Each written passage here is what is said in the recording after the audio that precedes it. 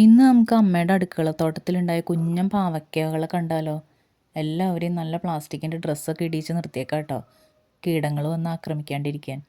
ഒരു 3 കടയൊക്കെ പാവലുള്ളെങ്കിലും ഒരുപാട് കുഞ്ഞൻ പാവയ്ക്കമാരുണ്ടായിട്ടുണ്ട്. അധികം വലിപ്പമൊന്നുമില്ല, എന്നാലും മായമൊന്നുമില്ലാത്ത പാവയ്ക്കല്ലേ. അത് വെച്ചിട്ട് നമുക്കൊരു കറി ഉണ്ടാക്കിയാലോ? ഒരു പാൻ എടുത്ത് അതിലേക്ക് കുറച്ച് ഓയിലൊഴിച്ച് കടുക് പൊട്ടിക്കുക, കുറച്ച് പച്ചമുളക്, പാവയ്ക്കെല്ലാം കൂടി വറുത്തെടുക്കുക. അതിലേക്ക് മഞ്ഞൾപ്പൊടി, മല്ലിപ്പൊടി, കുറച്ച് മുളക് പൊടി എല്ലാം കൂടി ഇട്ട് പച്ചമണം മാറുന്ന വരെ വഴറ്റിയെടുക്കുക. അതിന് ശേഷം നമ്മൾ തയ്യാറാക്കി വെച്ചേക്കണ തേങ്ങാപ്പാൽ അതിലേക്ക് ഒഴിച്ചു കൊടുക്കുക. തേങ്ങാപ്പാൽ ഒഴിച്ച് നന്നായിട്ട് കുറുകി വരണം. പിന്നെ കുറച്ച് ഉപ്പും കൂടി നമുക്ക് അതിലേക്ക് ആഡ് ചെയ്ത് കൊടുക്കണം.